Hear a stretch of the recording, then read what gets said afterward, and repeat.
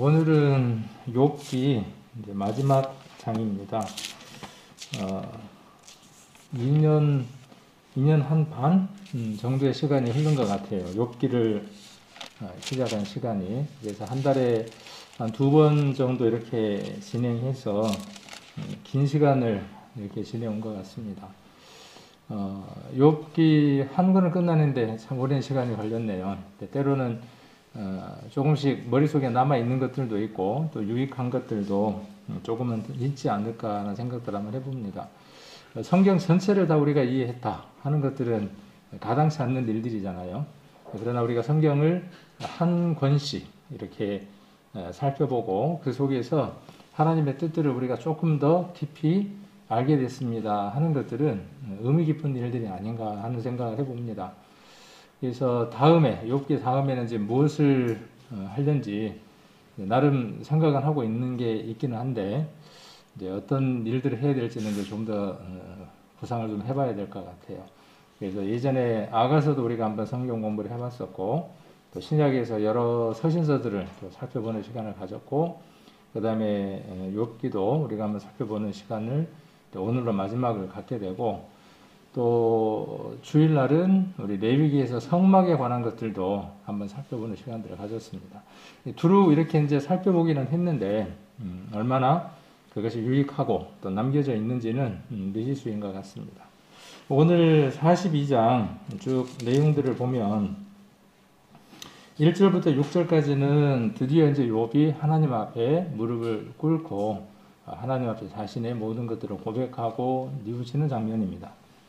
그리고 이제 7절부터 17절까지는 하나님이 친구들과 또 욥을 이렇게 이제 회복시켜 주시는 내용들로 전개가 됩니다. 그래서 욥기가 이제 끝나게 됩니다. 욥기 가운데에서 42장 가운데에서 제일 중요한 구절을 우리가 이야기한다면 욥의 회개의 고백일 겁니다. 그 가운데에 5절이 가장 큰 클라이막스가 아닐까 하는 생각을 한번 해봅니다. 그래서 42장 5절에 보시면 내가 주께 대하여 귀로만 듣기만 하였사옵더니 이제는 눈으로 주를 배움나이다 라고 이렇게 욥이 고백을 합니다. 우리의 신앙은 많은 부분이 귀로부터 시작이 되는 것 같아요. 그리고 귀에 많이 의존하는 것 같아요. 그래서 들었던 것들 또 그 들었던 것들로 말미암는 어떤 그 삶들을 우리가 이어져 가게 되는 것 같습니다. 그래서 듣는다는 것은 어떤 가르침들을 이야기할 겁니다. 그래서 어쩌면 주일날도 우리 성도님들은 많은 얘기들을 듣죠. 또 수요일도 설교자로부터 많은 말씀들을 듣습니다. 그것들이 어디로 들려오느냐 하면 귀로 들려오죠. 일단은. 그래서 그 귀로 들려온 것들이 자기 것이라고 또 자기 것이 되었다라고 착각하고 많이 살아가기도 합니다. 또 그렇게 살아가고 있다고 또 확신하기도 하고. 그러나 실제로 어떤 풍랑이 왔을 때 어려운 일들이 오고 실질적인 어떤 시험을 칠 때가 다가오면 만점보다는 상대적으로 점수가 아주 낮은 것들을 보게 되죠. 어쩌면 욥은 지난번에도 말씀을 드렸지만 하나님이 욥에게 묻는 모든 문항에 욥은 한마디도 대답할 수 없었던 것들을 볼 수 있습니다. 그리고 하나님께서 친히 욥에게 많은 것들을 보여주시고 여러 가지 것들을 보여주셨죠. 그리고 그것들을 통해서 하나님이 욥의 무지함들을 깨닫게 했을 때 그래서 하나님의 그 광대하심과 하나님의 그 주권과 하나님의 그 신비로움을 욥이 눈으로 보고 난 이후에야 그제서야 비로소 이런 얘기를 하게 됩니다. 여기 눈으로 주를 봤다라는 말은 육체에 있는 그 이 눈도 포함하는 것이겠지만은 실제적인 것은 무엇을 이야기를 하느냐 하면 맛보았다라고 표현할 수 있을까요? 체험했다 라고 이야기할 수 있을 겁니다. 우리가 설교자가 하는 그 설교들을 듣고도 그렇구나 하고 이렇게 마음 가운데 이해가 되어지지만 그것이 실제로 자기가 부딪혀서 자기 것이 되지 않으면 우리가 그런 것들을 맛보았다라고 말하기는 좀 어렵죠. 수박이 있는데 그 수박이 줄무늬가 있고 쪼개면 그 안에 많은 수분이 들었잖아요. 그래서 한 입 물면 한여름에 더위를 시원하게 가셔줄 만한 맛을 갖고 있습니다. 그래서 많은 얘기를, 수박에 대한 많은 얘기를 들었다고 할지라도 그 수박을 실제로 하나 탁 잘라서 먹어 본 사람하고는 달라지겠죠. 그 수박에 대해서 많은 얘기를 들은 사람, 수박은 맛있을 거야, 맛있는 거야. 또 다른 사람에게 수박에 대한 얘기를 전달을 잘 했다고 할지라도 구분은 안 가겠죠. 먹었는지 안 먹었는지 구분을 할 수 없을 겁니다. 그 얘기만으로. 예, 그런데 실제로 이제 그 수박 한 조각을 딱 먹었을 때의 그 감격이라고 하는 것은 이루 말할 수 없을 겁니다. 욥은 드디어 42장에서 이 고백을 하게 됩니다. 그래서 이 고백을 할 때 어떤 얘기가 있게 되고 난 이후에 고백을 하느냐 하면 여러 가지 동물들이 나오고 그 동물들 가운데에 이 베헤못이라고 하는 것과 리워야단이라고 하는 두 개의 짐승이 나오죠. 그 짐승을 통해서 우리가 이해할 수 있는 것들이 무엇이든가요? 여기 이제 하마도 있고 그 다음에 악어도 있었죠. 이렇게 이 두 짐승을 두고 하나님은 욥에게 뭐라고 말씀하시느냐 하면 이것들을 보라 그렇게 말씀하셨거든요. 그러니까 이것들이 어떤 신화의 가공적인 어떤 존재도 아니고, 그렇죠? 가공적인 존재도 아니다는 거예요. 그러니까 실존했던 어떤 동물들을 두고 하나님 말씀하시면서 이것들이 어떤 힘들이 있는가, 그리고 어떤 특징들이 있는가를 설명을 하시면서 이거에 대한 생각들을 욥에게 요구하시는 거죠. 그래서 베헤못은 어때요? 어디 약점이 하나라도 있던가요? 약점이 없어요. 약점이 하나도 없을 만큼 하나님이 뭐라고 말씀하셨냐 하면 우리가 앞에 한번 40장 19절에 보시면 하마에 관한 내용이죠. 그것은 베헤못에 대한 내용 가운데에 그것은 하나님의 창조물 중에 으뜸이라 그렇게 말씀하고 계시죠. 그래서 잘 지어졌다라고 이야기를 합니다. 그러니까 강하고 힘도 있고 능력도 있는데 문제는 뭡니까? 이 하마가 베헤못이 자비를 베풀거나 긍휼을 베풀거나 은혜를 베풀 수 있어요? 없어요? 없어요. 오로지 뭐예요? 지껏. 세상 말로 그 나와바리라는 말이 우리나라 말은 아닐 것 같아요. 자기 영역 거기에만 충실한 사람. 그래서 하마족이라고 하는 얘기도 지난번에 제가 한번 잠깐 말씀을 드렸었죠. 그래서 힘있고 강하고 능력 있다고 해서 하나님 앞에 아름다운 존재냐?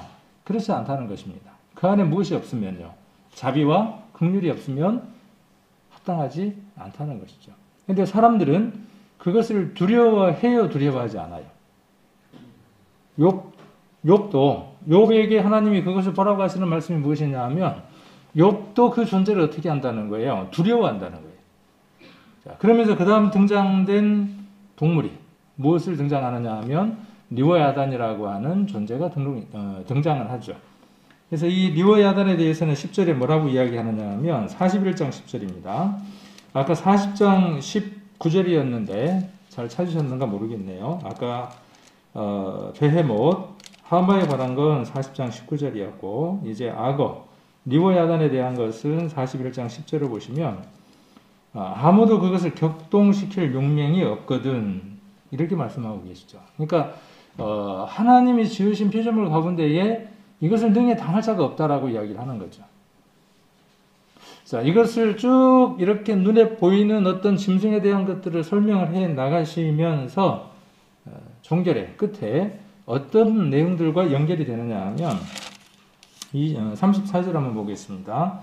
33절 땅 위에 그것 같은 것이 없나니.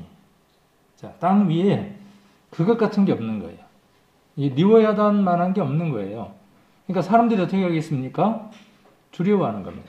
그래서 이 두려움이 뭘 만들어내고요? 신화를 만들어내고 이 두려움이 뭘 만들어내고요? 그것을 숭배하는 어떤 존재로 만들어내는 겁니다. 그래서 절에 가면 그림들이 어떤 그림들이 그려져 있고요. 이 리워야단의 그림들, 꼬불꼬불한 뱀의 그림들이 그곳에 그려져 있는 겁니다. 왜? 그때부터의 얘기들이 전해지고 내려왔다는 거예요. 그런데 성경은 무엇을 이야기하느냐 하면 그것이 누구의 피조물이라는 거예요? 하나님의 지으심을 받은 피조물이라는 거예요. 그런데 사람들은 하나님의 지으심을 받은 그 피조물을 어떻게 하고 있다는 거죠? 두려워하고 있다는 거예요. 그렇죠? 여기 두려움이 없게 시험을 받았어요. 그러니까 얘는 두려워할 게 없어요. 반면 그를 두려워하는, 그것을 두려워하는 사람들이 있는 것이죠. 그래서 34절에 보시면 모든 것을 낮게 보고 모든 교만한 것에 왕이 되었다 그랬어요.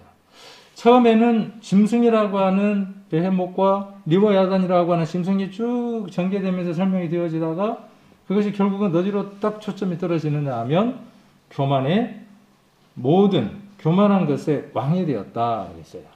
교만한 것에 우두머리가 되었다라고 이야기를 하면서 자연스럽게 우리는 무엇을 결론 지을 수 있게 되느냐 하면 교만의 왕인 사단을 우리가 떠올릴 수 있게 되죠. 사단도 처음 여기 욥기 1장에 보면 사단과 하나님의 대화로부터 이야기가 시작되어지는 것이죠. 그러니까 욥의 이 모습들이 무엇에 의해서 전개되고 있는 것이냐 하면 사단의 그 괴계에 의해서 이 일들이 지금 전개되고 있는 것이죠.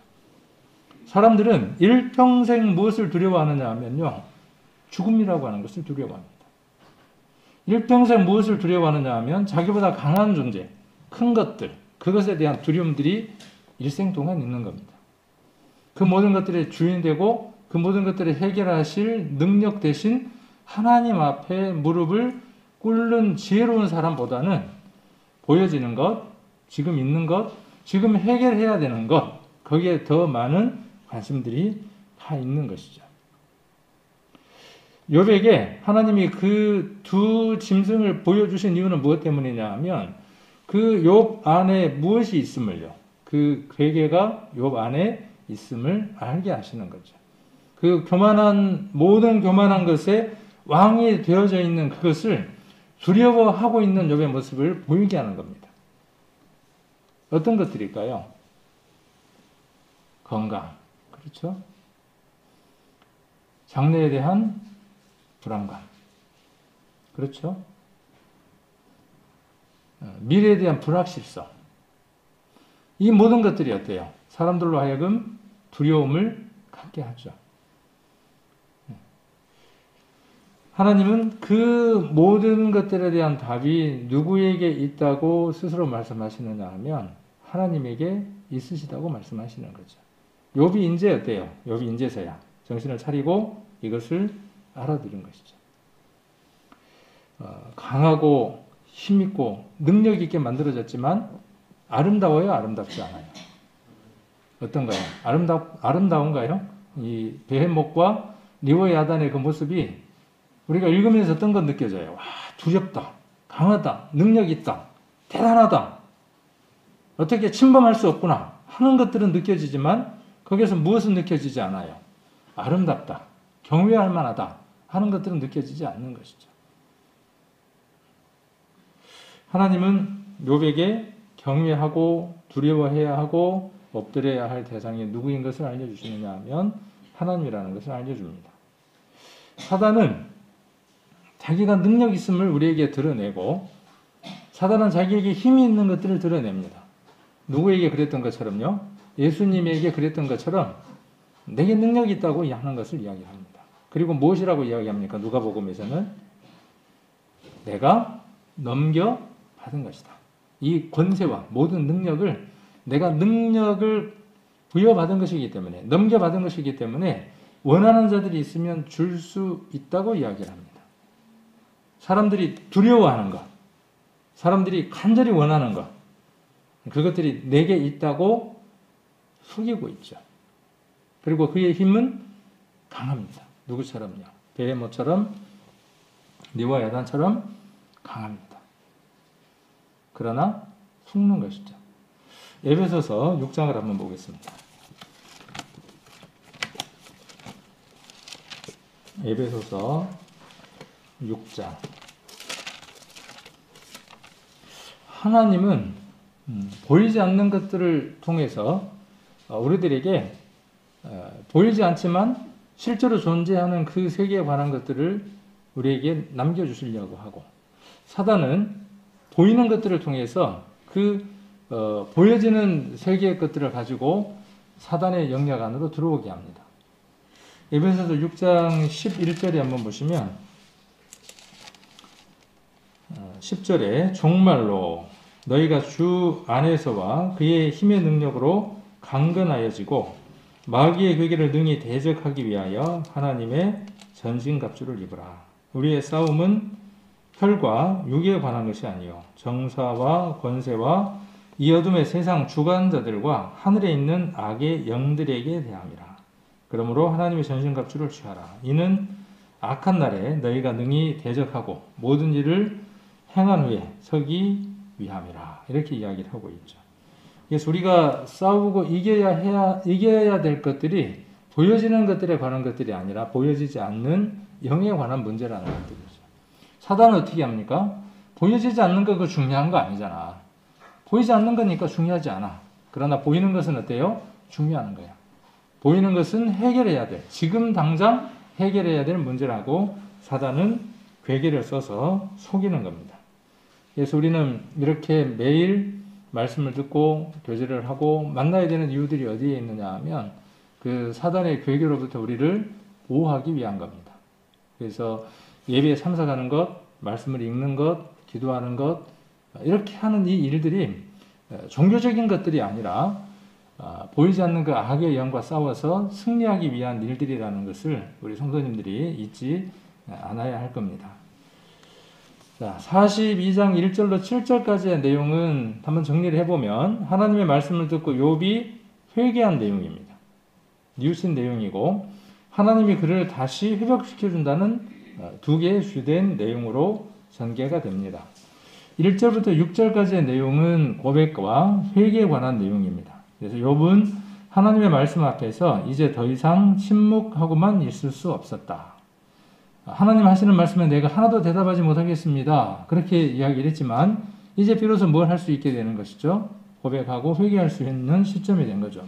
하나님을 향한 참된 신앙 고백은 2절이죠. 욥기 한번 가보겠습니다. 욥기 42장 2절을 보시면 1절부터 한번 보겠습니다. 욥이 여호와께 대답하여 가로되 주께서는 무소 불능하시오며 무소 무엇이든지 못하는 것이 없다. 이렇게 풀이를 해놨네요. 무슨 경영이든지 못 이루실 것이 없는 줄 아오니 이렇게 이제 고백을 하게 되죠. 이 고백이 참으로 쉬울 것 같은데 욥은 어때요? 귀로는 아까 어때요? 아까 5절에 많이 들었어요. 그러나 맛본 건 언제예요? 사단의 그 괴계에 의해서 눈에 보이는 모든 것들이 다 사라지고 난 이후에 하나님 앞에 자기의 그 의를 드러내기 위한 표현들을 하면서 그때 비로소 하나님을 체험하기 시작을 하게 되죠. 그러고 난 이후인 것이죠. 자, 그래서 하나님을 향한 참된 신앙 고백은 자신의 존재가 어떠한지를 깨닫게 했고 자신의 죄악을 회개하는 적극적인 단계로 나아가게 됐어요. 그리고 욥은 하나님의 전능하심과 공의로우심에 대한 회의, 죽음의 갈망, 자신의 의에 대한 교만한 주장이 주된 내용이에요.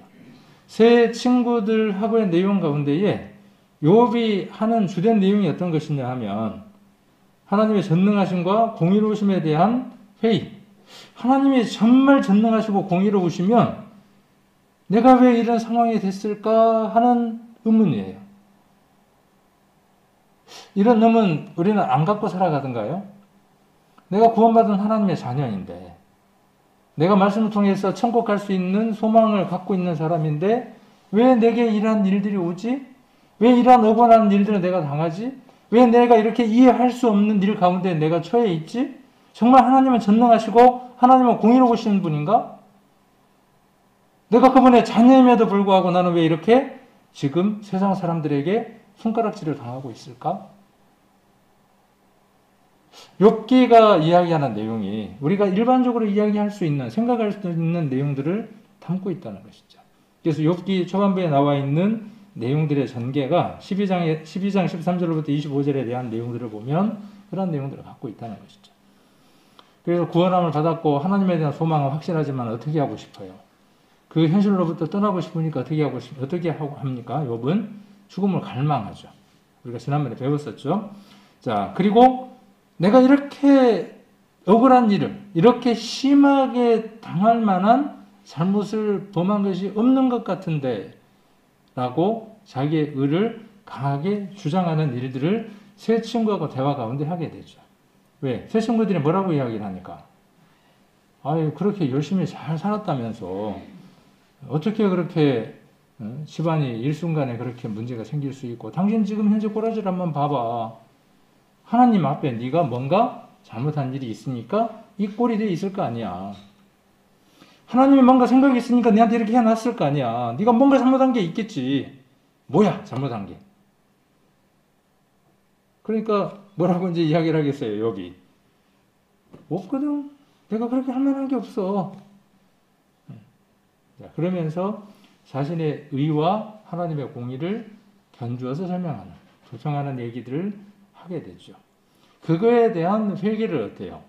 42장에서 욥은 하나님 앞에 하게 됩니다. 사탄의 관계로 비참한 상황 속에 떨어져 버린 욥이 방황과 고통의 긴 과정을 하나님의 말씀을 듣고 마침내 회개함으로 마감했다는 것이 42장 또 욥기의 주된 내용입니다. 그래서 불의한 세상 속에서 하나님께 응답을 구하고 하나님을 찬양하였던 예언자 하박국, 또 우상 숭배를 거부하고 순교를 택한 다니엘과 세 친구의 신앙 승리와 더불어 본서는 욥의 신앙의 연단 과정 및 인고, 인내의 승리를 극적으로 보여주는 것입니다. 하나님을 의지하고 그럼에도 불구하고 인내하는 믿음의 사람에게 결말이 어떠한가 하는 것을 잘 보여주는 성경이다 그 말이죠. 그래서 하박국이 그렇고 다니엘서의 내용이 그렇다는 것이죠. 다니엘과 다니엘의 세 친구들이 어때요? 그리 아니하실지라도 불 가운데에서 우리를 구원해 내실 것이다. 그러나 그렇지 아니한다고 할지라도 라고 했던 그 믿음대로, 그런 그 믿음의 결말들을 보여주는 귀한 말씀이기도 합니다. 하나님께서는 욥이 고난당한 이유를 설명하고 있지 않습니다. 욥기에서 왜 욥이 고난을 당했는지에 대한 답이 없습니다. 저와 여러분의 삶 안에 이해할 수 없는 고난과 환난과 역경들이 있든가요, 없든가요? 지금까지 없었다면 앞으로 있을 수도 있을 것이고, 지금까지 있어 왔다면 그 속에서 답을 찾지 못한 것들도 참으로 많을 겁니다. 그러나 시간이 지나면 그 답들을 찾는 것들도 있고, 여전히 그 답을 찾지 못한 것들도 있을 겁니다. 욥기에는 왜 욥이 그런 고난을 당했는지에 대한 이유를 하나님이 설명하시지는 않죠. 욥이 의인으로서 고통을 받게 되었다고 공식적으로 선언하지도 않았다는 겁니다. 그분은 단지 욥이 하나님을 의지하며 경배하기를 원하신다는 거예요. 어떠한 상황이든지 간에 하나님이 원하시는 것은 뭐예요? 하나님이 원하시는 것은 하나님을 경배하기를 원하는 겁니다. 우리는 우리의 신앙들을 바르게 정리해야 될 필요들이 있어요. 신앙을 내가 원하는 조건 가운데로 이루어져 가면 나는 하나님의 자녀, 하나님의 은혜, 하나님의 사랑을 받고 있다고 생각을 합니다. 누가 원하는 대로요? 내가 원하는 대로요. 신앙은 내가 원하는 대로가 아니라 누가 원하시는 대로예요. 하나님이 원하시는 대로 내가 그 길을 맞춰서 가는 겁니다. 그분이 가시밭길을 걸으시면 우리는 뭘 원합니까? 예수님이 십자가를 담당하셨으니까, 십자가에서 모진 고난을 받으셨으니까 나는 어떻게 생각해요? 나는 받을 필요가 없다고 생각하는 겁니다.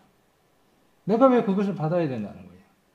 내가 왜 손에다가 못을 박아야 되냐는 거예요? 내 머리에다가 왜 가시관을 씌워야 하냐는 것이죠. 내 온몸에 왜 채찍을 내가 등을 맡기고 맞아야 하는 거냐입니다. 내 발에다가 왜 못을 박아야 하냐는 거예요. 내가 왜 그 십자가에 매달려야 하냐는 거예요. 복음은, 진정한 복음은 그리스도와 함께 하는 겁니다. 내가 그리스도와 함께 십자가에 못 박혔나니에요. 그러면 우리에게 자연스럽게 주어지는 것이 무엇이냐면요, 침패텀입니다. 우리 머리 위에 가시밀려관을 씌우는 사람들이 있습니다. 우리의 온몸을 채찍으로 내려치는 사람이 있을 것이고, 우리의 손과 발에 못을 박는 사람들이 있을 겁니다. 예수님이 받으셨으니까 나는 그 길을 갈 필요가 없더라고 생각한다면 우리는 예수님과 다른 길을 걷고 있는 겁니다. 자, 이제 욥은 고난 중에 하나님의 침묵하심을 답답하게 여기고 고통스러워했으나 이제 하나님의 현년이라는 말은 뭐냐면 하나님이 자기의 모습을 드러내 보여주신 거예요. 하나님이 자신의 모습을 드러내 보여주실 때 구약을 보면 여러 모습들로 보여주셨죠. 모세에게는 어떻게 보여주셨을까요? 떨기불꽃 가운데에서 하나님 말씀하심으로 보여주셨어요. 아브라함에게는 어떻게 보여주셨습니까? 아브라함에게는 짐승을 잡아서 양쪽으로 나눠놓고 햇불이 지나가는 모습으로 하나님의 모습을 보여주셨습니다. 저와 여러분에게는 하나님의 모습을 어떻게 보여주셨나요? 여러분들은 하나님의 현현을 하나님이 나타나신 모습을 무엇으로 보셨습니까? 모세는 떨기불꽃 가운데에서, 아브라함은 햇불 가운데에서. 구약에 나와 있는 모든 인물들 하나하나를 보면 그들이 하나님의 음성을 들었고 하나님의 모습을 보았다는 것을 우리는 알 수 있습니다. 저와 여러분도 보았죠? 무엇을 통해서요? 우리는 변치 않는 절대적인 이 말씀을 통해서 육신이 되어주신 하나님, 우리가 똑같은 이 육신을 입으신, 그러나 죄의 족보를 가지시 아니하신 그분, 그리고 그분께서 우리를 위해서 십자가에서 못 박혀주신 그분을 만나는 것이죠. 그래서 이제 하나님의 현현을 통해 그 고통은 사라지고 온전히 하나님을 의지할 수 있게 되었다. 우리의 신앙도 그런 것 같아요. 내가 가진 고통, 내가 가진 상황, 모든 것들이 너무나 무겁고 이해할 수 없을 만큼 고통스러우면요, 내게 있던 그 하나님의 모습들이 하나씩 사라져가기 시작을 합니다. 그런데 거기에 집중하지 않고 나타나 있는 그 보여지는 것들에 집중하지 않고 말씀에 의지하고 하나님에 의지하게 되면 내게 있는 그 고통들이 사라지는 것이 아니라, 그렇죠, 그 고통들이 없어지는 것이 아니라 그 고통을 이길 수 있는 힘들이 내게 있는 것들을 확인하게 되죠. 결국 욥은 하나님의 현현하심으로 하나님이 완전하신 분이심을 체험적으로 알게 되었고, 그러니까 아까 귀로 들었지만 이제는 어때요? 눈으로 본다라고 고백하고 있는 거죠. 자신을 끝까지 변호하려는 교만을 부끄럽게 여기게 됩니다. 우리도 우리의 그 삶들 가운데에서 억울하면 어때요? 억울하면 가슴을 치면서 뭐라 그래요? 정말 도성 같으면 어떻게라도 하고 싶다는 거예요. 뒤집어서라도 보여주고 싶다는 거예요. 그러면서 자신의 그 결백함, 자신의 억울함을 이야기하기 위해서 어때요? 분통 터져버리는 모습들을 우리는 종종 경험하기도 하죠. 그것이 물질이라면, 내가 정말 힘들게 모으고 쌓아온 물질들이 어느 한순간 억울하게 바람에 날려갔을 때, 누구처럼요? 욥처럼. 그렇게 날려갔을 때 얼마나 억울하겠어요? 얼마나 힘들겠어요? 그런데 그 모든 것들이 사라지지는 않지만, 그 모든 문제가 지금 해결되어지지는 않지만, 그 하나님이 내게 지금 확연하게 드러나심으로 말미암아 내 마음 안에 있는 기쁨들이 채워지게 되죠. 그래서 그 기쁨들이 그 문제를 해결할 수 있는 힘이 되기도 하고, 어떤 때는 그 문제는 해결되어지지 않고 남겨질 숙제로 있을 수도 있습니다. 그러나 그것이 억울한 것이 아니라 감사함으로 내게 다가올 수 있는 것이 신앙의 큰 힘이기도 합니다. 자, 하나님의 말씀을 들은 욥은 마침내 자신이 무지하여 하나님의 이치를 가리우는 자임을 알게 됩니다. 3절에 하나님의 이치를 깨달아 순종하지 못함으로 인한 불평. 자, 하나님의 이치를 깨달으면 순종할 수 있게 됩니다. 하나님이 그 일 가운데 계시기 때문에 그 일이 일어났다라고 인정하게 되면 우리는 거기에서 순종이라고 하는 답을 찾습니다. 하나님이 그 일을 이끌으시지 않았다고 생각하기 때문에 무엇이 생기느냐 하면 억울하고 분하고 분통이 터지는 겁니다. 이 문제를 내가 반드시 어떻게 하리라? 해결하고 해야 말리라. 그래서 누구를 의지하게 되는 겁니까? 잘 해결해 줄 수 있는 능력 있는 사람을 찾는 겁니다. 강하고 힘있고 지혜 있는 것을 찾는 겁니다. 그들이 누구에게 붙들려 있다는 사실을 알지 못하고 오늘 앞에 41장과 41장에서 나왔던 것처럼 그 강하게 보여지는 모든 것까지도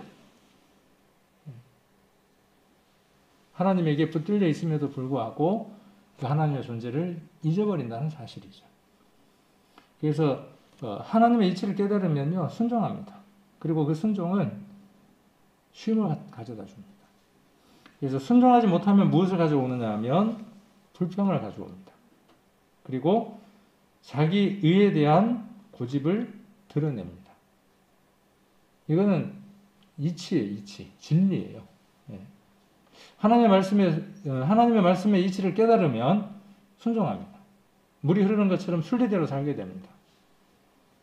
그러나 하나님의 이치, 하나님이 함께 하시는 그 일들을 깨닫지 못하면 그 일들을 하나님이 하셨음을 인정하지 못하면 누구처럼 되는 거죠? 아까 욥처럼 그러한 시간들을 보내게 되는 겁니다. 그 사람이 하나님의 사람이라고 할지라도. 그래서 무엇을 드러내는 거죠? 자기 의에 대한 고집들을 강하게 드러내는 겁니다. 그럴 리가 없어. 내가 얼마나 깨끗하게 정성 들여서 이 일들을 했는데 자기 그 의를 고집하는 겁니다. 그러나 이제 욥은 어떻게 하는 걸 볼 수 있습니까? 그것들이 다 하나님 손에 붙들려야 한다는 사실을 깨닫게 되죠. 7절로 17절까지의 내용입니다. 아까 1절부터 6절까지에 대한 내용들을 좀 길게 설명을 했다면 이제 7절부터 7절까지의 내용을 좀 더 살펴보려고 합니다. 그래서 자신들의 인본주의적 논리로서 냉정하고도 저도적으로 욥을 정죄했어요. 친구들이. 자기들의 그 철학, 앞서간 믿음들의 선진들의 어떤 지혜 이런 것들로 비추어 봤을 때 욥은 문제가 있다. 그래서 너는 죄인이다. 이렇게 이야기를 해봤죠. 우리의 경험에 의하면 너는 이런 사람이라. 이렇게 친구들이 이야기를 했습니다. 7절 한번 보시면 여호와께서 욥에게 이 말씀을 하신 후에 대만 사람 엘리바스에게 이르되 내가 너와 내 두 친구에게 노하니 하나님이 세 친구죠. 세 친구. 대만 사람 엘리바스에게 이르되 내가 너와 내 두 친구에게 노하노니 이는 너희가 나를 가리켜 한 말이 내 종 욥의 말같이 정당하지 못함이니라. 그래서 그 친구들의 말들이 욥의 말처럼 정당하지 못하다. 문제가 있다. 그렇게 이야기를 하고 있는 것이죠. 그래서 엘리후의 하나님 중심적 발언이 욥을 구원에 이르게 하죠. 세 친구의 얘기, 세 친구들이 이름이 누구죠? 세 친구? 아까 엘리바스가 나왔고 빌닷, 그 다음에 소발, 그렇게 세 친구들. 그들의 중심은 인본주의적인 것이다 라고 지금 여기에서 설명을 하고 있는 거죠. 그런데 마지막으로 누가 나왔었죠? 이제 엘리후가 나와서 욥에게 이야기를 하죠. 그러면서 그 엘리후의 얘기는 그가 욥이 하나님에게로 들어갈 수 있는 다리 역할을 해주게 되죠. 그래서 여기 지금 그렇게 설명을 하는 거죠. 엘리후의 하나님 중심적 발언이 욥을 구원에 이를 수 있는 길로 안내했다면 이라고 이렇게 이야기를 하고 있죠. 세 친구의 발언은 자기 합리화로 인한 타인의 고통을 증가시켰어요. 그들 스스로도 지혜와는 무관하게 되었고 자신을 정죄하던 친구들을 욥은 정죄했느냐 하면 정죄하지 않았죠. 물론 거기에 대한 반발을 하고 자기 억울함들을 토로하기는 했죠. 오히려 그들의 죄를 속죄하는 내용들로 지금 42장을 보면 알 수 있습니다. 그래서 성도들의 사랑의 표본이 바로 여기에 있다 그랬어요. 마태복음을 한번 보겠습니다. 마태복음 5장, 우리가 잘 아시는 말씀이지만 5장 44절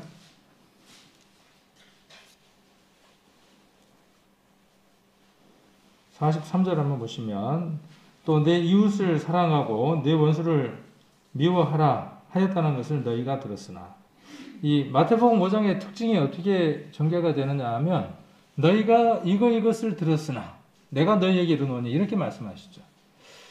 살아계신 하나님, 인간의 모습으로 오신 하나님이 현현하신 그 예수님이 마태복음에 오셔가지고 마태복음에서 뭐라고 말씀하시느냐 하면 이전에 내가 너희들에게 이렇게 말한 적이 있지? 라고 지금 일깨우고 계시는 거죠.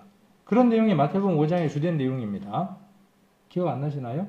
옛사람에게 말한 바 살인치 말라 하였다는 것은 너희가 들었으나, 그렇게 이야기하셨죠. 예수님이. 또 옛사람에게 간음치 말라 했다는 것은 너희가 들었으나, 그렇게 말씀하고 계시죠. 그 얘기를 누가 했다는 거예요? 예수님이. 마태복음 5장에서 내가 했다 그 말이에요. 지금 그렇게 지금 이야기하고 계시는 겁니다. 그리고 지금 43절에도 뭐라고 말씀하시는 거죠? 또 내 이웃을 사랑하고 내 원수를 미워하라 하였다는 것은 너희가 들었으나. 들은 적 있지? 왜? 내가 했으니까. 자, 그런데 나는 누구와 같은 분이에요? 43절에서 이야기했던 그분과 같은 분이에요. 자, 나는 너희에게로 노니 너희 원수를 사랑하며 너희를 핍박하는 자를 위하여 기도하라. 그렇게 말씀하고 계시죠. 원수를 어떻게 하라고요? 사랑하라. 어떻게 원수를 사랑합니까? 눈은 눈, 이는 이, 이렇게 갚아야 되잖아요. 그런데 눈은 눈, 이는 이, 이것이 동해보복법이라고 하는 그 법에 해당하는 걸까요? 눈을 다치게 했으면 눈을 다치게 해라. 표면적으로는 그렇게 읽히는 겁니다. 자, 예를 들어서 눈을 다치게 했는데 눈이 실명됐어요. 그러면 어떻게 해야 되는 거죠? 똑같은 힘으로 똑같은 방법으로 어떻게 해야 돼요? 눈이 실명하도록만 해야 돼요. 만일에 거기에서 좀 더 더하게 되면 어떻게 되죠? 그 더하게 된 것만큼을 이쪽에서 다시 어떻게 해야 돼요? 이쪽에서 또 해야 돼. 끝이 있어요? 없어요? 없어요. 그러니까 동해보복법은 똑같은 것으로 갚아라가 아니라 어떻게 하라는 거예요? 네가 그렇게 가해를 하면 네가 그대로 돌려받으니까 어떻게 하라는 거예요? 잘 생각하고 해야 돼 라고 이야기하고 있는 거죠. 얘를 앙담으로 그러고는 한 번째 쳤는데 이빨이 세상말로 강냉이가 2개가 나갔단 말이에요. 그러면 강냉이 2개 나간 사람이 자기를 때린 사람에게 어떻게 해야 되겠어요? 니도 안 다물어 하고 어떻게 해야 돼요? 원펀치를 날려야죠. 날렸는데 힘이 좀 세가지고 4개가 나갔어. 잘 그 얘기를 이해해 보세요. 4개가 나갔어요. 자, 그러면 저쪽에서 어떻게 해야 돼요? 또 내가 2대가 더 나갔으니까 너 갖다 대. 그리고 또 어떻게 해야 돼요? 또 해야 돼요. 끝이 있어요? 없어요? 없어요. 그러니까 눈에는 눈, 이에는 이라는 것은 뭐냐 하면 이웃을 네가 손해받지 않도록 사랑하라는 말이 그 속에 포함되어 있는 거예요. 그걸 그들이 이해했어요? 못했어요? 이해를 못했어요. 그래서 지금 예수님이 이해할 수 있도록 이야기하고 있는 겁니다. 그래서 내 원수를 미워하라 하였다는 것은 너희가 들었으나 나는 너희에게로 노니 너희 원수를 사랑하며 너희를 핍박하는 자를 위하여 기도하는 겁니다. 이게 누구의 자세죠? 하나님의 자녀의 자세입니다. 되나요? 잘 안 되나요? 네. 안 돼요. 네. 억울하게 당하면 내가 반드시 찾아와야 돼요. 그리고 찾아오는 것이 당연하다고 생각해요? 당연하지 않다고 생각해요? 당연하다고 생각하는 거예요. 그러나 어떻게 하라는 거예요? 네. 내가 나를 위해서 그 부분을 핍박하고 사랑하는 것으로 갚는 것이 아니라 위하여 기도해 주는 거예요. 자, 친구들과 관계 회복 이후 친구들하고도 관계 회복이 됩니다. 아까 욥기로 다시 한번 돌아가 보겠습니다. 욥기 42장에 보시면 8절 한번 봅니다. 42장 8절 그런즉 너희는 수송아지 7과 수양 7을 취하여 내 종 욥에게 가서 너희를 위하여 번제를 드리라. 내 종 욥이 너희를 위하여 기도할 것인즉 내가 그를 기쁘게 받으리니 너희의 우매한 대로 너희에게 갚지 아니하리라. 이는 너희가 나를 가리켜 말한 것이 내 종 욥의 말같이 정당하지 못합니다. 이에 대만 사람 엘리바스와 수아 사람 빌닷과 나아마 사람 소발이 가서 여호와께서 자기들에게 명하신 대로 행하니라. 여호와께서 욥을 어떻게 하셨습니까? 욥을 기쁘시게 받으셨더라 그랬어요. 욥 재물을 받으셨어요? 욥을 받으셨어요? 네. 그러니까 이런 표현들도 한번 쭉 읽으시면서 내용들 한번 보시면 좀 이해들이 들어오는 마음에 이렇게 와닿는 것들이 있을 것 같아요. 그래서 욥은 어떻게 하느냐 하면 그 재물들을 가지고 누구를 위한 새 친구들을 위한 우리 지금의 표현으로 뭐냐 하면 중보기도를 하는 거죠. 그렇죠? 중보기도에 대한 내용들을 볼 수 있습니다. 그래서 친구들하고 관계도 회복이 되고 이웃들하고의 관계도 회복이 됩니다. 더 많은 재산과 자손의 축복도 받습니다. 그리고 장수의 복도 받습니다. 욥기는 욥의 회개로 말미암아 축복을 보여줌으로써 참된 신앙은 고난 속에서 하나님을 의뢰함으로 더욱 굳건하고도 아름답게 성장할 수 있다는 사실을 가르쳐 줍니다. 우리가 이런 것 하나는 조금 문제가 될 수 있으니까 한번 생각을 해봐야 될 필요가 있어요. 욥기를 읽으면서 우리가 고전 책을 읽는 것처럼 까치가 은혜를 갚았다더라. 제비가 은혜를 갚았다더라. 그래서 어떻게 끝납니까? 잘 먹고 잘 살았다더라.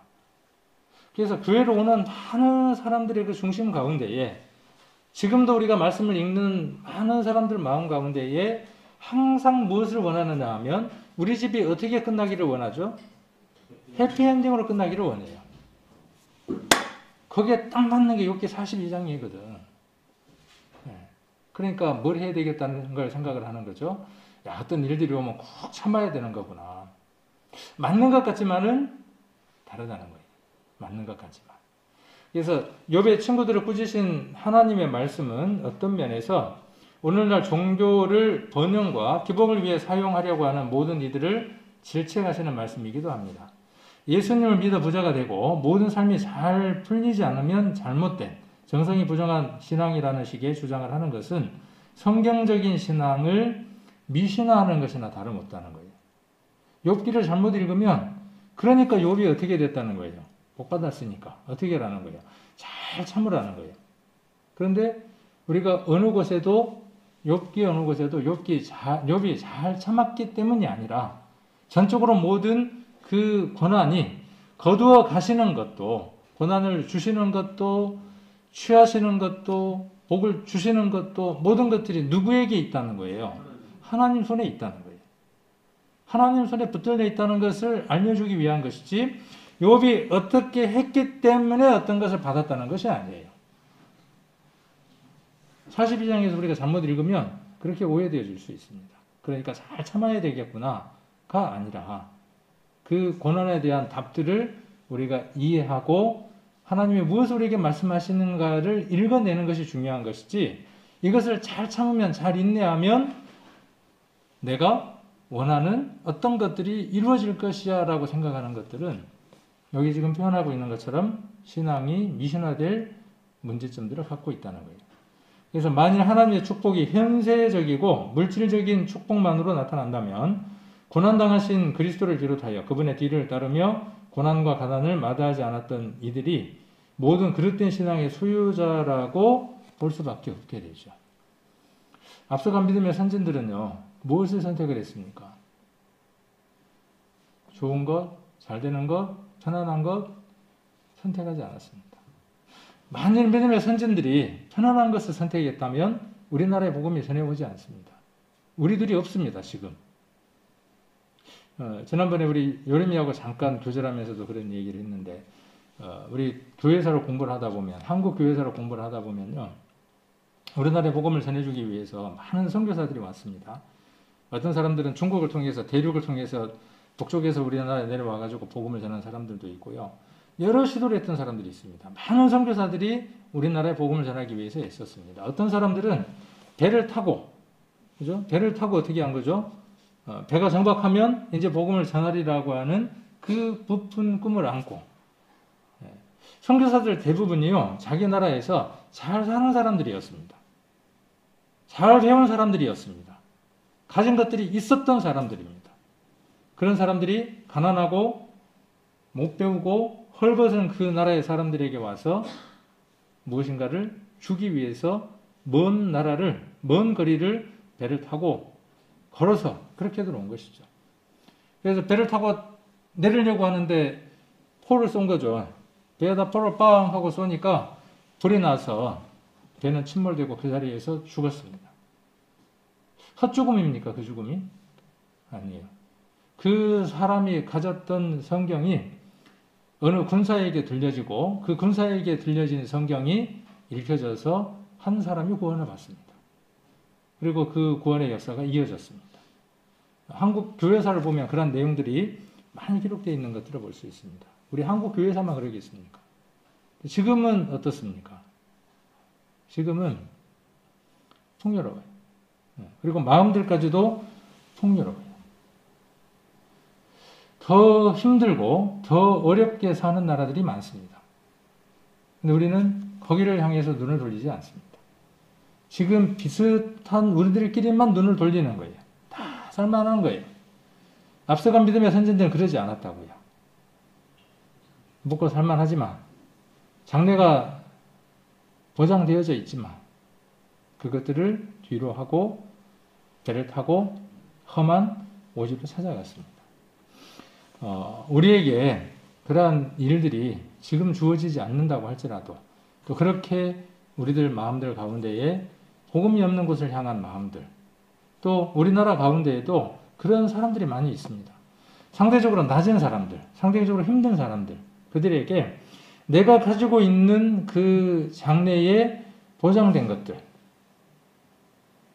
그것들을, 그 보장된 것들을 그들에게 우리가 주어진다면 그것들이 무엇이냐 하면 우리의 상급인 겁니다.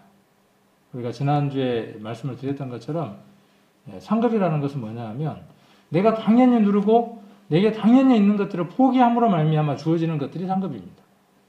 희생하고 봉사하고 드려졌을 때에 얻어지는 것들이죠. 로마서 8장을 한번 보겠습니다. 로마서 8장. 무엇 때문에 그들이 그러한 삶들을 살았는지를 우리는 말씀을 통해서 잘 알고 있습니다. 로마서 8장 18절입니다. 생각건대 현재의 고난은 장차 우리에게 나타날 영광과 좋게 비교할 수 없도다. 근데 현재 고난 받는 것도 없어. 너무나 좋아. 근데 무슨 영광이 있겠어요? 그리스도의 그 고난에 함께 동참해야 그리스도가 받는 그 영광에 함께 동참할 거 아닙니까? 그래서 고난이 없으면 면류관도 없는 겁니다. 고난이 없으면 영광도 없는 겁니다. 베드로전서 5장입니다. 베드로전서 5장 10절.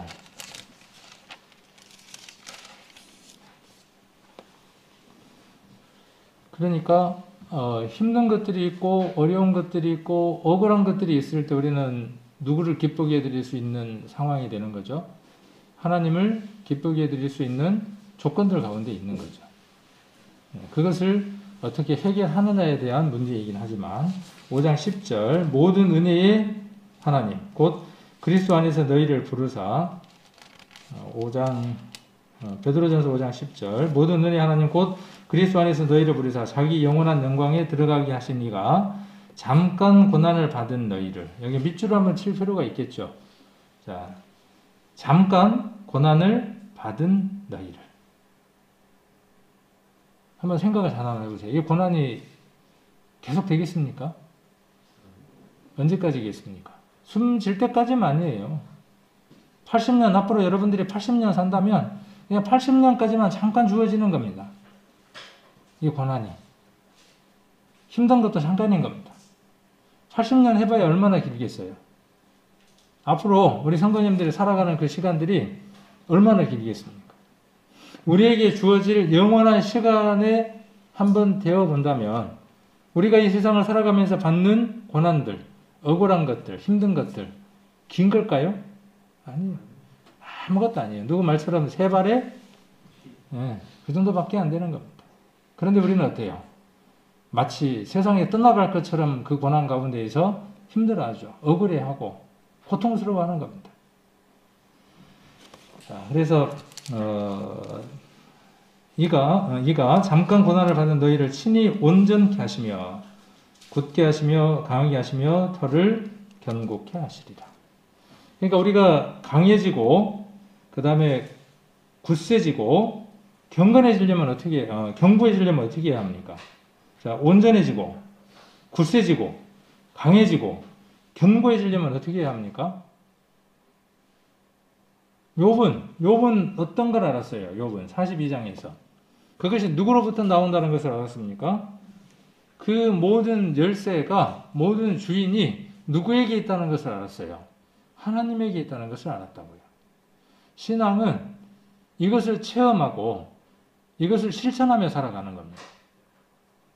이것을 귀로만 듣는 게 아니고 하나님에게 완전한 힘이 있고 하나님에게 오늘 말씀대로 여기 베드로전서에 나와 있는 대로 굳게 하는 게 있고 강하게 하는 게 있고 견고케 하는 게 있다.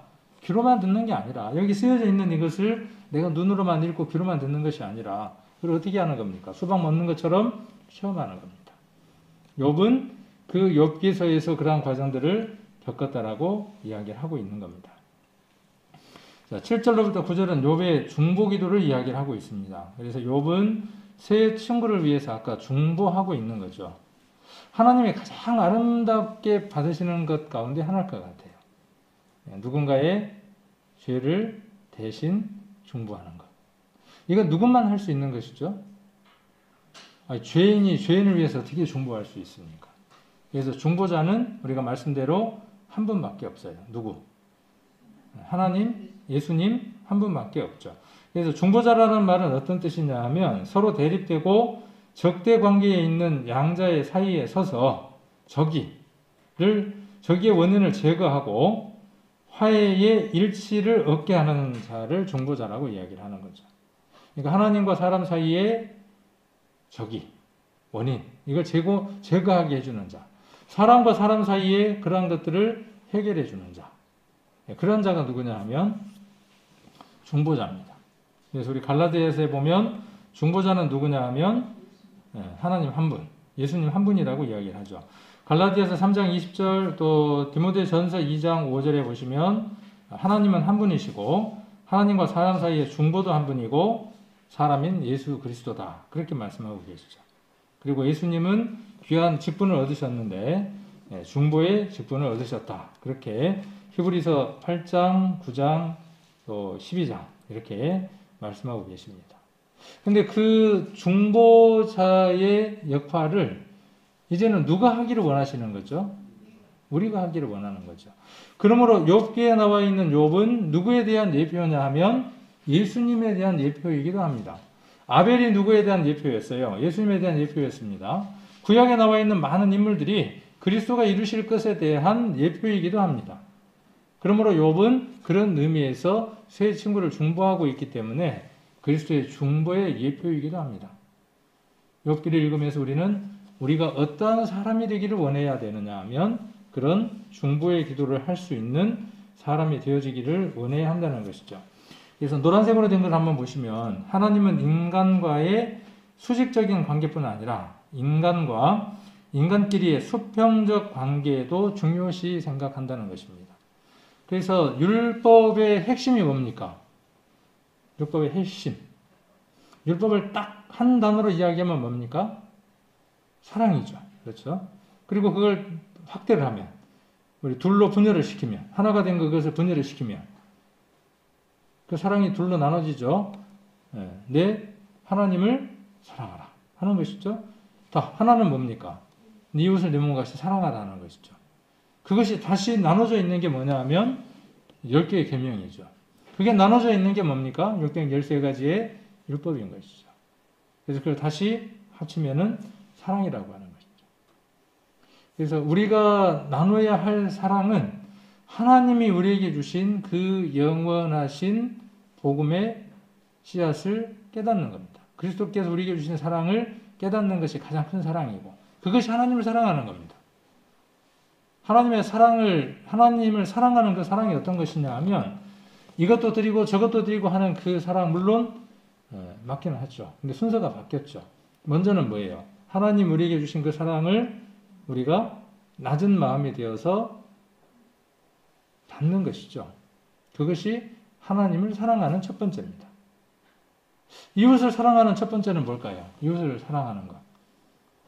내 이웃을 내 몸과 같이 사랑하는 것. 내가 하나님의 사랑을 받은 것이 나를 가장 사랑하는 것이니까 그렇죠. 나를 내가 사랑하는 것처럼 내 이웃에게 무엇을 전하는 것. 그들에게도 하나님의 사랑이 부음받을 수 있도록 복음을 전하는 것. 그 다음에 이제 뭐예요? 그 사랑을 받은 사람들이 서로 뜨겁게 하나가 되어져서 살아가는 것. 그것이 누가 기뻐하는 것이죠? 하나님이 기뻐하시는 것이라는 것이죠. 그래서 중보기도는 기도 대상자에게 커다란 신앙적 은혜를 제공을 합니다. 그래서 중보기도의 이름들을 우리 성도님들이 한번 적으시고 시간이 있을 때마다 그 이름들을 우리가 하나님 앞에 아뢰는 것도, 그러면 우리가 어떠한 일들을 해야 될지를 알게 되죠. 그 중보의 기도의 대상이 내 아버지가 될 수도 있고 내 어머니가 될 수도 있고 내 딸이 될 수도 있겠죠. 어쩌면 내가 사랑하는 어떤 이성일 수도 있을 것이고 동성일 수도 있을 것이고 직장 동료일 수도 있을 겁니다. 욥에게 그 중보기도의 대상은 세 친구였어요. 그리고 그 세 친구의 죄를 하나님이 욥을 통해서 어떻게 해주신 것을 우리는 볼 수 있습니까? 아까 하나님께서 욥을 받으시는 것으로 이렇게 표현할 수 있죠. 욥의 그 속죄 제사를 통하여 그 세 사람의 죄가 하나님 앞에 사하여지는 은혜가 이루어지죠. 우리도 우리에게 우리를 정말 그렇게 간절히 위해주는 친구들이 있을 겁니다. 때로는 우리의 마음을 아프게 하기도 하고 때로는 우리에게 위로가 되는 그런 친구들이 있죠. 욥의 세 친구들처럼. 그런 것처럼 그들이 하나님 은혜 가운데 도달하지 못했을 때 우리가 기도하는 것들이 또 필요할 겁니다. 자, 욥에게 하나님이 이제 갑절의 축복을 허락하시죠. 그래서 이 노란색으로 한번 보시면 우리 성도들은 죽음이 죽음 자체로만 그치지 아니하고 영원한 생명인 새로운 삶으로 연결된다는 것을 알아야 합니다. 우리가 창세기 5장을 한번 보시면 태어났다가 죽었다, 태어났다가 죽었다, 태어났다 죽었다 계속 이야기를 하고 있죠. 근데 그 가운데 누구는요? 주일날 우리가 히브리서 11장 5절에서 본 것처럼 에녹은 어떤 사람의 시초였죠? 죽음을 보지 않는 영원한 한 사람의 시초였던 것처럼 우리가 이 죽음의 세력 안에서 살아가지만 이 죽음이 우리를 죽일 수 없다는 사실, 우리가 숨이 멎었을 때 그것은 죽음이 아니라 어디로 넘어간다는 사실이죠. 영원한 세계로 단지 옮겨져 간다고 하는 사실을 우리는 욥기를 통해서 한번 살펴볼 수 있을 겁니다. 그래서 그가 죽지 않고 이만큼 더 살았다 라고 하는 것에 매여서, 문자적인 것에 매여서 나도 그러면은 100살까지 건강하게 잘 살겠구나, 120세까지 모세처럼 잘 살겠구나가 아니라 그 살아있는 시간 동안에 영원한 삶을 위해서 어떠한 시간들을 보낼 것인가를 생각하고 실천하고 살아가는 것이 훨씬 더 유익한 삶이 되어주겠죠. 야고보서 5장을 한번 보겠습니다. 야고보서 5장. 한번 욥기 전체의 내용을 한번 신약에서 한번 정리를 하고 마무리를 한번 해본다면 야고보서 5장을 통해서 한번 욥기를 마무리해 볼 수 있을 것 같습니다. 야고보서 5장 10절, 욥기 1장부터 42장까지 나와 있는 그 모든 내용들을 야고보서에서는 이렇게 지금 정리를 하고 있는 겁니다. 우리도 성경을 읽다 보면 어떤 정리되는 게 있을 거 아니에요. 오늘 이제 시간이 다 됐기 때문에 욥기 42장에 이제 종결해야 되잖아요. 그 종결하는 의미에서 그 종결의 마지막 종점이 되는 한 구절을 한번 찾아본다면 야고보서 5장을 한번 찾아볼 수 있다는 것이죠. 그래서 10절을 한번 보시면, 형제들아 주의 이름으로 말한 선지자들로 고난과 오래 참음에 본을 삼으라. 우리도 어떻게 해야 된다는 겁니까? 아까 짧은 기간 고난 받는 거예요. 근데 우리가 생각할 때 뭐예요? 그 고난의 기간이 긴 것뿐이에요. 영원에 비교해 본다면 어때요? 우리가 잠깐 받는 이 고난 아무것도 아니에요. 그러니까 어떻게 하라는 거예요? 그 고난을 어떻게 하라는 거예요? 더 그 고난 가운데에서 의미 있는 것, 귀한 것들을 하라는 거죠. 자, 그러면서 11절 보라, 인내하는 자를 우리가 복되다 하나니. 누가 복된 겁니까? 누가 복된 겁니까? 욥이? 앞서간 믿음의 선진들이? 아니에요. 우리 성도님들입니다. 우리 성도님들은 오늘 어떠한 시간 속에 있느냐 하면 내가 해도 되는, 내가 누릴 수 있는, 내가 하고 싶은 일들이 분명히 있을 겁니다. 그렇죠. 분명히 있을 거예요. 근데 그것들 속에서 그것보다도 더 좋은 것들을 선택한 거죠. 어쩌면 그런 것들이 하나님 앞에 인내하는 삶을 살아가는 모습들일 겁니다. 거창하게 욥처럼 기와장으로 딱딱 긁으면서 참는 그 인내도 우리가 물론 이야기할 수 있겠지만 작게는, 아주 작게는 이런 것들이죠.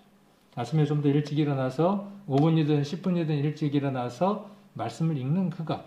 저녁에 내가 졸리지만 피곤하지만 눈이 정말 천근만근이 돼서 눈이 내려오지만 그것들을 참고 내가 그 기도의 제목으로 적은 그 성도들을 위해서 중보기도를 하는 그것들이 욥에게 있었던 그 고난의 모습들과 동일하지 않을까 하는 생각들을 한번 해봅니다.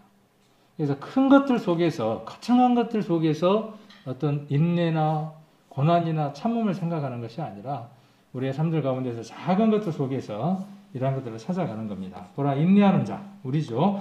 우리가 복되다 합니다.